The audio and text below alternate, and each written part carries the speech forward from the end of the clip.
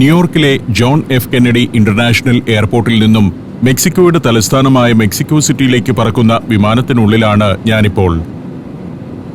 അധികം യാത്രക്കാരില്ല. വിമാനം ലാൻഡ് ചെയ്യാറായിരിക്കുന്നു.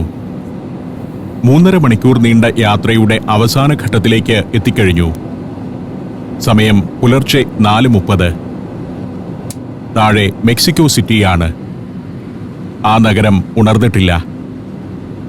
എല്ലായിടത്തും വൈദ്യുത ദീപങ്ങൾ തെളിഞ്ഞുകിടപ്പുണ്ട്.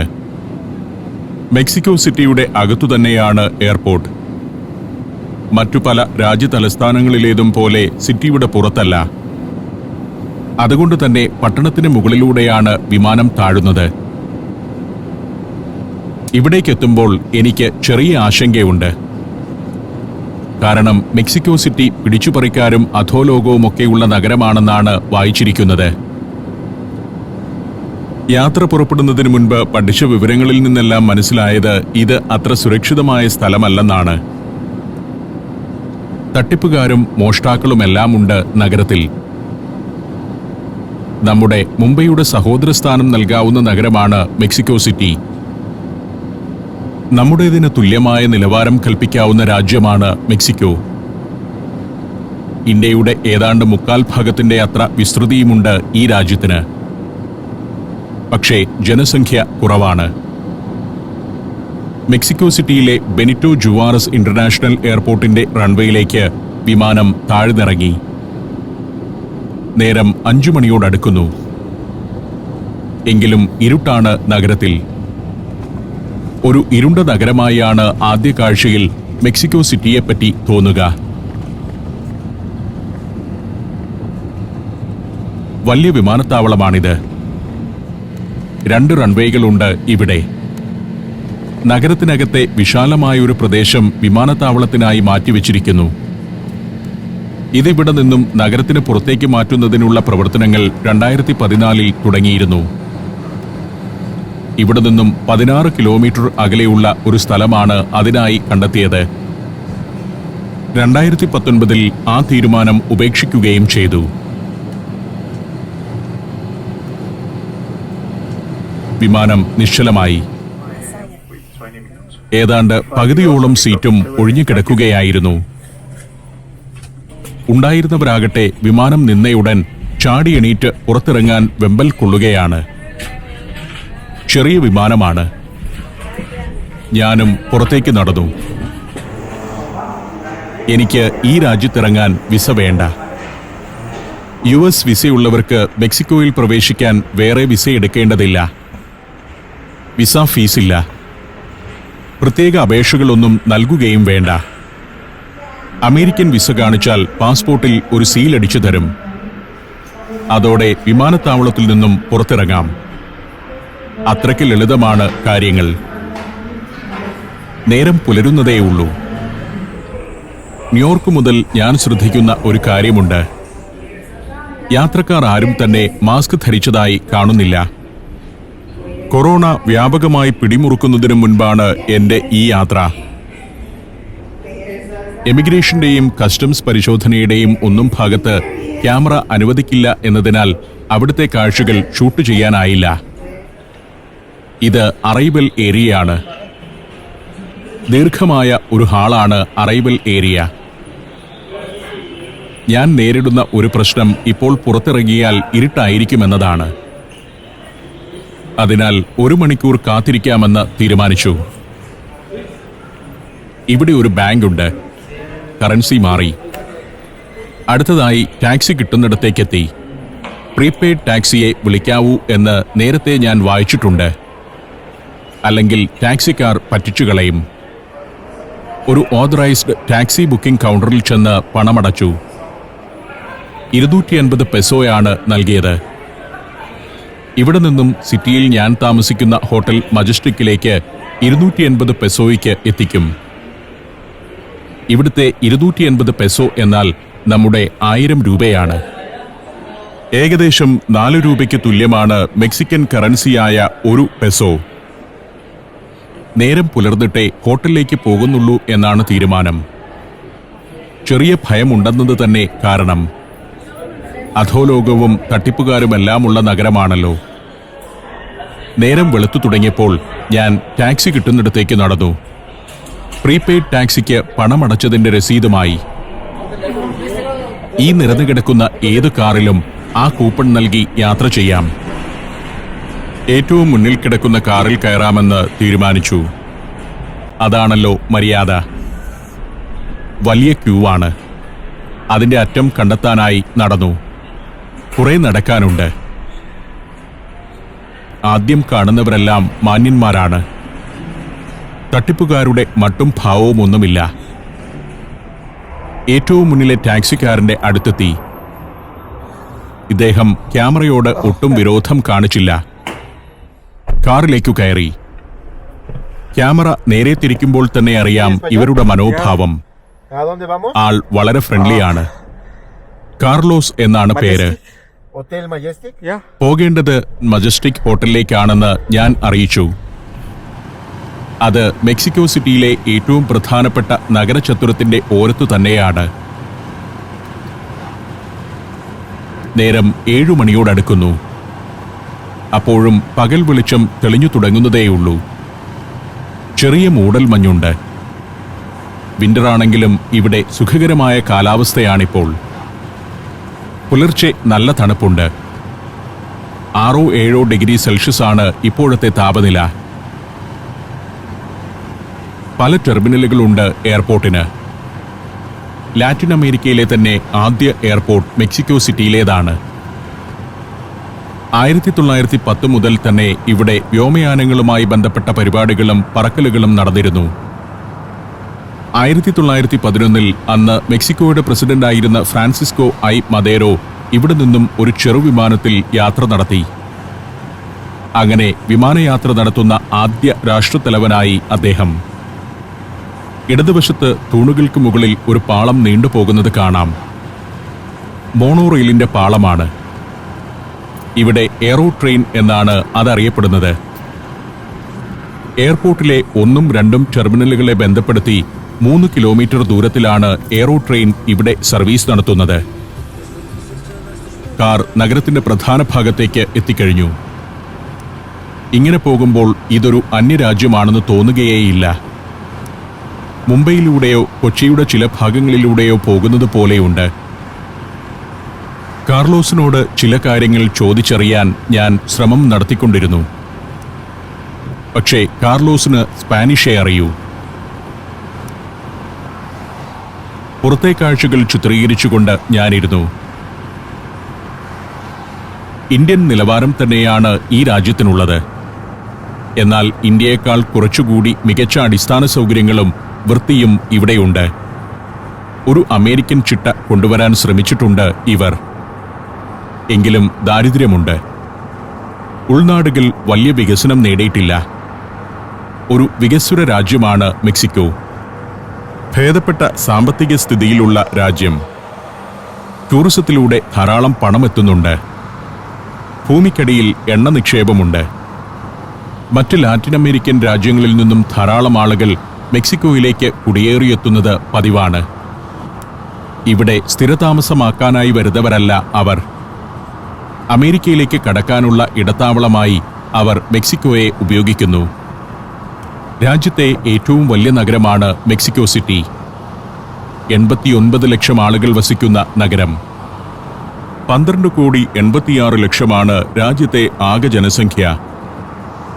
വടക്കേ അമേരിക്കയിലെ തന്നെ ഏറ്റവും ജനസംഖ്യയുള്ള നഗരം ഈ മെക്സിക്കോ സിറ്റിയാണ്. ചരിത്രപ്രസിദ്ധമായ അസ്ടെക് സാമ്രാജ്യത്തിന്റെ കേന്ദ്രമായിരുന്നു 16-ാം നൂറ്റാണ്ടുവരെ മെക്സിക്കോ. പിന്നീട് ഇവിടേക്കെത്തിയ സ്പെയിൻകാർ മെക്സിക്കോയെ തങ്ങളുടെ കോളനിയാക്കുകയായിരുന്നു. ഇവിടെ കാണുന്ന മനുഷ്യരിൽ അസ്ടെക് സ്പാനിഷ് വംശങ്ങളുടെ മിശ്രണം തിരിച്ചറിയാം. നേരെ മുന്നിൽ കാണുന്നത് ഒരു മെട്രോ സ്റ്റേഷനാണ്. ഭംഗിയുള്ള സ്റ്റേഷൻ. വലിയൊരു മെട്രോ ശൃംഖലയുണ്ട് ഈ നഗരത്തിൽ. അതിൽ കുറേ ഭാഗം ഭൂമിക്കടിയിലൂടെയും മറ്റു കുറേ ഭാഗം തൂണുകൾക്ക് മുകളിലൂടെയുമാണ്. പലയിടത്തും വഴിയോര കാഴ്ചകൾക്ക് വലിയ പൊലിമയൊന്നുമില്ല. ദാരിദ്ര്യത്തിന്റെ കാഴ്ചകളുമുണ്ട്. തൊഴിലില്ലായ്മയും സാമൂഹിക അസമത്വങ്ങളുമെല്ലാമുള്ള രാജ്യം തന്നെയാണിത്. എങ്കിലും അടിസ്ഥാന സൗകര്യങ്ങൾ, നിയമപാലനം എന്നിവയിലൊക്കെ വികസിത രാജ്യങ്ങളുടെ രീതി പിന്തുടരാൻ ഇവർ ശ്രമിക്കുന്നുണ്ട്. വഴിയരികിൽ മൂടിവച്ചിരിക്കുന്നത് തട്ടുകടകളും പെട്ടിക്കടകളുമൊക്കെയാണ്. രാത്രിയിൽ പൊതിഞ്ഞു കെട്ടിവെച്ചതാണ്. അല്പസമയം കഴിയുമ്പോൾ അതെല്ലാം തുറക്കും. നമ്മുടെ കോയമ്പത്തൂരിന്റെയോ മുംബൈയിലെ ചില ഭാഗങ്ങളുടെയോ രൂപഭാവങ്ങൾ തന്നെയാണ് ഇവിടെയും കാണുന്നത്. ധാരാളം നാടൻ ചന്തകളുമുണ്ട് ഇവിടെ. സാധാരണക്കാരായ നഗരവാസികൾ പച്ചക്കറികളും മത്സ്യമാംസാദികളുമെല്ലാം വാങ്ങാനെത്തുന്ന ചന്തകൾ. മറ്റൊന്ന് ചേരികളാണ്. തൊട്ടു നിൽക്കുന്ന കെട്ടിടങ്ങളുള്ള ആയിരക്കണക്കിന് ആളുകൾ വസിക്കുന്ന ചേരികൾ തന്നെയാണ് അത്. ലാറ്റിൻ അമേരിക്കയിലെ മിക്ക രാജ്യങ്ങളിലും അത്തരം ചേരികളുണ്ട്. കുറ്റകൃത്യങ്ങളുടെ വലിയ കേന്ദ്രങ്ങൾ കൂടിയാണ് അവിടം. ഈ നഗരത്തിലെ വലിയൊരു ശതമാനം ആളുകൾ ചേരികളിൽ വസിക്കുന്നുണ്ട്. ആ ചേരികൾ തന്നെ ഇവിടുത്തെ ഒരു കാഴ്ചയാണ്. Saudi Arabia, United Arab Emirates, Kuwait. സഞ്ചാരം വോള്യം നമ്പർ 20. ഫുൾ HD-യിലുള്ള അപൂർവ ദൃശ്യയാത്രാ വിവരണ ശേഖരം ഉടൻ സ്വന്തമാക്കാൻ സഞ്ചാരം എന്ന് SMS ചെയ്യൂ. ഫോൺ 9995444222. സ്പാനിഷ് കോളനി ആയിരുന്നതുകൊണ്ട് തന്നെ ക്രിസ്തുമതത്തിന് വലിയ വേരോട്ടമുള്ള രാജ്യമാണിത്. കത്തോലിക്ക രാജ്യം. മതപ്രചരണാർത്ഥമാണ് സ്പെയിൻകാർ മെക്സിക്കോയിലേക്ക് കടന്നു വന്നതെങ്കിലും പിന്നീടവർ ഇതിനെ തങ്ങളുടെ കോളനിയാക്കി മാറ്റുകയായിരുന്നു. എങ്കിലും സ്പാനിഷ് രൂപഭാവങ്ങളുള്ള അധികം ആളുകളെ ഇവിടെയൊന്നും കാണില്ല. പുരാതന ഗോത്രങ്ങളുടെ പിന്തുടർച്ചക്കാരാണ് ജനസംഖ്യയിൽ കൂടുതലും. മെസ്റ്റിസോകൾ എന്ന് അവർ അറിയപ്പെടുന്നു. അവർക്കെല്ലാം നേറ്റീവ് രൂപഭാവങ്ങളാണ്. ഇപ്പോൾ കാർ പോകുന്നത് 20th നവംബർ അവന്യൂവിലൂടെയാണ്. മെക്സിക്കോയുടെ റെവല്യൂഷൻ ഡേ ആണ് നവംബർ 20. അങ്ങകലെ വലിയൊരു പള്ളിയുടെ ഗോപുരങ്ങൾ കാണാം. അത് നിലകൊള്ളുന്നത് വിശാലമായൊരു സ്ക്വയറിലാണ്. ക്ലാസിക് ഭാവമുള്ള കെട്ടിടങ്ങൾക്കരികിലൂടെ കാർ ആ സ്ക്വയറിലേക്ക് പ്രവേശിച്ചു. മെട്രോപൊളിറ്റൻ കത്തീഡ്രലാണ് മുന്നിൽ കാണുന്നത്. സ്ക്വയറിലേക്ക് കയറി അതിന്റെ ഓരം ചേർന്നാണ് ഇപ്പോൾ യാത്ര. പ്ലാസ ഡെൽ സൊക്കാളോ എന്നാണ് ഇവിടെ ഇതറിയപ്പെടുന്നത്. സെൻട്രോ എന്നൊരു വിശേഷണം കൂടിയുണ്ട് ഇതിന്. സ്ക്വയറിനെ ചുറ്റി വീതിയാർന്ന ഒരു പാതയുണ്ട്. നൂറ്റാണ്ടുകളുടെ പഴക്കമുള്ള വമ്പൻ കെട്ടിടങ്ങൾ സ്ക്വയറിനെ അതിരിട്ട് നിരന്നു നിൽക്കുന്നു. എന്നെ സ്ക്വയറിൽ ഒരിടത്തിറക്കി കാർലോസ് കാറുമായി പോയി. ഇതിലേതോ ഒരു കെട്ടിടത്തിലാണ് എൻ്റെ ഹോട്ടൽ. കെട്ടിടത്തിൽ എവിടെയും ഹോട്ടലിന്റെ പേര് വെച്ചിട്ടില്ല. സ്ക്വയറിൽ നിന്ന് പുറപ്പെടുന്ന ഒരു സ്ട്രീറ്റിന്റെ ഓരത്താണ് അത് എന്നറിയാം. ടാക്സിക്കാരനും അത് സൂചിപ്പിച്ചിരുന്നു. പക്ഷേ ഏതു വഴി ഹോട്ടലിലേക്ക് കയറിയെത്താം എന്നറിയില്ല. സ്ക്വയറിന്റെ ഓരത്തെ റെസ്റ്റോറന്റുകളും ബേക്കറികളുമൊക്കെ രാവിലെ തുറന്നു തുടങ്ങി. അതിനു മുന്നിൽ ഭിക്ഷക്കാരുമുണ്ട്. ഹോട്ടൽ കണ്ടുപിടിച്ചു. ഇതാണ് എൻട്രൻസ്. നേരം 7:30 കഴിഞ്ഞിട്ടേയുള്ളൂ. അകത്തേക്ക് കയറി ചെന്നു. പഴയൊരു പ്രഭുമന്ദിരത്തിലേക്ക് കയറി ചെല്ലുന്ന അനുഭവമാണ്. ഒരു ഗോത്രസ്ത്രീയുടെ പ്രതിമയാണ് പ്രധാന ഭാഗത്ത് വെച്ചിരിക്കുന്നത്.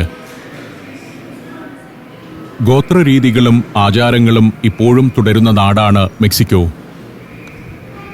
1 നൂറ്റാണ്ടെങ്കിലും പഴക്കമുള്ള ഹോട്ടലാണ്. ഞാൻ റിസപ്ഷനിലേക്ക് ചെന്നു. അവിടെ ഒരാളുണ്ട്. 12 മണിക്ക് മുറി തരികയുള്ളൂ എന്നാണ് ബുക്കിംഗ് സമയത്ത് അറിയിച്ചിരുന്നത്. എങ്കിലും ഞാൻ ചെന്ന് ചോദിച്ചപ്പോൾ ഉടനെ തന്നെ മുറി തന്നു. അത് ഇവരുടെ മര്യാദ. സാധാരണഗതിയിൽ ഇത്തരം ഹോട്ടലുകളിൽ 12 മണിക്ക് ശേഷമേ ചെക്ക് ഇൻ ചെയ്യാൻ സാധിക്കുകയുള്ളൂ. 4ാം നിലയിലെ മുറിയിലേക്ക് ഞാൻ ലിഫ്റ്റിൽ കയറി ചെന്നു. പഴയ ലിഫ്റ്റായിരുന്നു. 401 നമ്പർ മുറിയാണ് എൻ്റേത്. മുറിയിലേക്ക് നടക്കുമ്പോൾ ഹോട്ടലിന്റെ പൗരാണിക ഭാവം കാണാം. 4500 രൂപയാണ് ഇവിടെ ഒരു രാത്രിക്ക് മുറി വാടക. ഇതാണ് 401 നമ്പർ മുറി. ഇനി 2-3 ദിവസം ഇവിടെയാണ് എന്റെ താമസം. പഴയ ഹോട്ടലിന്റെ പഴയ മുറി തന്നെ. എന്നാൽ നല്ല വൃത്തിയുണ്ട്. തടിപ്പാകിയ ഫ്ലോർ. 4500 രൂപയ്ക്കുള്ള മുറിയുണ്ട്. കാരണം മെക്സിക്കോ സിറ്റിയുടെ ഹൃദയഭാഗത്തുള്ള ഏറ്റവും പ്രധാനപ്പെട്ട നഗരചത്വരത്തിന്റെ വക്കിൽ തന്നെയാണ് ഇത്. ഒരു പ്രശ്നമേ ഉള്ളൂ. 2 ദിവസം മുൻപ് നാട്ടിൽ നിന്ന് പുറപ്പെട്ടതാണ്. കട്ടിൽ കാണുമ്പോൾ സുഖമായി ഒന്ന് കിടന്നുറങ്ങാൻ തോന്നുന്നു. പക്ഷെ പാടില്ല.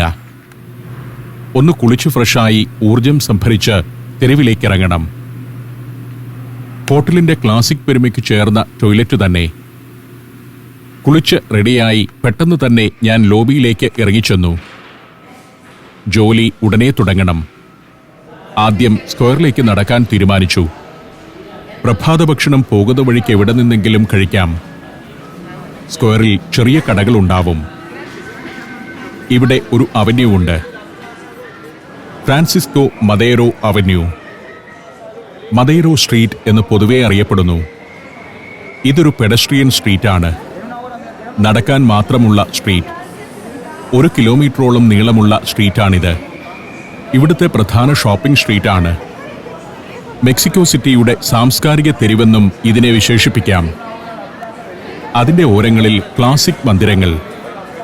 ആ കെട്ടിടങ്ങളിലൊന്നിലാണ് എന്റെ ഹോട്ടൽ. നഗരത്തിലെ പ്രധാന കാഴ്ചകളിലേക്കെല്ലാം ഇവിടെ നിന്നും പോകാം.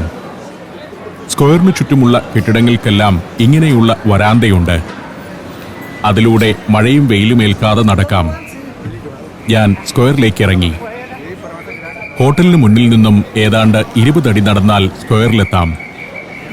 സ്ക്വയറിന് മധ്യത്തിൽ തലയെടുപ്പോടെ നിൽക്കുന്നത് മെട്രോപൊളിറ്റൻ കത്തീഡ്രലാണ്. മെക്സിക്കോയിലെ തന്നെ ഏറ്റവും പൗരാണികമായ ദേവാലയങ്ങളിലൊന്ന്. സ്പാനിഷ് വാസ്തുവിദ്യാ ശൈലിയിൽ നിർമ്മിച്ച അതിഗംഭീരമായ കെട്ടിടം. 1656 നിർമ്മിച്ചതാണത്. അതിബൃഹത്തായ ഒരു നിർമ്മിതി. അവിടേക്ക് പോകണം. അതിനു മുൻപ് സ്ക്വയറിലെ ജീവിതം കണ്ടു തുടങ്ങാം. ഇവിടെ കൊറോണ പേടിയും മാസ്കുമൊന്നുമില്ല. രാവിലെ 9 മണിയായപ്പോഴേക്കും സ്ക്വയറിലേക്ക് ജനം ഒഴുകാൻ തുടങ്ങിയിരിക്കുന്നു. ശനിയാഴ്ചയുടെ പ്രഭാതമാണ്. സ്ക്വയറിനകത്തുകൂടി ട്രാഫിക് അനുവദിക്കുന്നുണ്ട്. ഓരത്തെ പാതകളിലൂടെയാണത്. സ്ക്വയറിന്റെ മധ്യത്തിലൂടെ വാഹനങ്ങളൊന്നും വിടില്ല. കോട്ട കെട്ടിയതുപോലെ പുരാതന മന്ദിരങ്ങൾ സ്ക്വയറിന്റെ ചുറ്റും നിൽക്കുന്നു. ഹോട്ടലുകളും കൊമേഴ്ഷ്യൽ സ്ഥാപനങ്ങളും നഗരഭരണ കേന്ദ്രങ്ങളും ഗവൺമെന്റ് ഓഫീസുകളും എല്ലാമുണ്ട് അവയിൽ. രാജ്യതലസ്ഥാനമാണല്ലോ ഇത്. സ്ക്വയറിലെ ആ കാഴ്ചകൾ കണ്ടുകൊണ്ട് ഞാൻ കുറച്ചുനേരം നിന്നു. ലോകത്തെ തന്നെ ഏറ്റവും വലിയ നഗരചത്വരങ്ങളിലൊന്നാണ് ഇത്. ഒരു ഭാഗത്ത് ഒരു സ്റ്റേജിന്റെ നിർമ്മാണം നടക്കുന്നുണ്ട്. ഇന്ന് വൈകിട്ട് ഇവിടെ നടക്കാനിരിക്കുന്ന വലിയൊരു പരിപാടിക്ക് വേണ്ടിയുള്ള സ്റ്റേജാണ്. ലൈറ്റും ശബ്ദ സജ്ജീകരണങ്ങളുമെല്ലാം സെറ്റ് ചെയ്തുകൊണ്ടിരിക്കുന്നു. നാളെ വനിതാ ദിനമാണ്. അതിന്റെ ഭാഗമായുള്ള ആഘോഷമാണ്. അമേരിക്കയിലും ലാറ്റിൻ അമേരിക്കയിലുമൊക്കെ വനിതാ ദിനം വലിയ ആഘോഷമാണ്. ഏത് ആഘോഷത്തിനും സംഗീതം വേണം ഇവർക്ക്. തകർപ്പൻ പോപ്പ് മ്യൂസിക്. ചെറിയ തോതിലുള്ള സംഗീതമല്ല. വമ്പൻ സൗണ്ട് സിസ്റ്റവും പ്രകാശ ക്രമീകരണവുമെല്ലാം ചേർത്ത് മാസ്മരിക അനുഭവം തീർക്കും ഇവർ. സ്ക്വയറിന് നടുവിലൂടെ വേലികൾ നിർമ്മിച്ചിരിക്കുന്നു. മുളവേലിയല്ല. ഇങ്ങനെ കാണുമ്പോൾ സ്ഥിരം സംവിധാനമാണെന്ന് തോന്നും. ഇതൊക്കെ ഒറ്റ ദിവസം കൊണ്ട് ഇവർ സെറ്റ് ചെയ്യും. ലൈറ്റ് ആൻഡ് സൗണ്ട് കൺസോളാണ് ഇത്. പല നിലകളായുള്ള കൺസോൾ. ഇങ്ങനെയൊരു ചാലിലൂടെയാണ് കൺസോളിൽ നിന്നും സ്റ്റേജിലേക്ക് കേബിളുകൾ പോകുന്നത്. സ്റ്റേജിലാകട്ടെ കലാകാരന്മാർ സംഗീതോപകരണങ്ങൾ സജ്ജീകരിച്ചു തുടങ്ങിയിരിക്കുന്നു. ടെക്നീഷ്യന്മാർ LED വാളും ലൈറ്റും സൗണ്ടുമെല്ലാം പരിശോധിക്കുന്നു. ഇന്ന് വൈകുന്നേരം തകർപ്പൻ പരിപാടി തന്നെയായിരിക്കും ഇവിടെയെന്ന് എനിക്ക് മനസ്സിലായി. ഞാൻ എത്തിയിരിക്കുന്നത് കൃത്യസമയത്തു തന്നെയാണ്. സ്ക്വയറിന് സമീപത്തുള്ള ഹോട്ടലിൽ തന്നെ മുറിയെടുത്തതും നന്നായി. രാത്രിയിൽ ഇവിടെ വന്ന് സംഗീത പരിപാടി കുറച്ചുനേരം ആസ്വദിക്കാമെന്ന് തീരുമാനിച്ചു. ഇവിടെ നിൽക്കുമ്പോൾ മറുഭാഗത്ത് അക്കാണുന്നത് പ്രസിഡന്റിന്റെ കൊട്ടാരമാണ്. നാഷണൽ പാലസ് എന്ന് അതറിയപ്പെടുന്നു. അങ്ങനെ പ്രൗഢിയാർന്ന പല പല മന്ദിരങ്ങൾ. പുതിയൊരു രാജ്യത്ത് വന്നിറങ്ങി അവിടുത്തെ ജീവിതം അടുത്തറിയുന്നതിന്റെ ആരംഭമാണിത്. മെക്സിക്കോ പലതരത്തിലും സവിശേഷതകളുള്ള ഒരു രാജ്യമാണ്. ചരിത്രത്തിന്റെയും വിവിധ സംസ്കൃതികളുടെയും ഗരിമയുള്ള നാട്. ഇന്നും നാളെയുമെല്ലാം മെക്സിക്കോ സിറ്റിയിലെയും അതിന്റെ പരിസരത്തെയും കാഴ്ചകളിലേക്കാണ് പോകേണ്ടത്. ആ ചിന്തയുടെ ആവേശത്തിൽ ഞാൻ നിന്നു.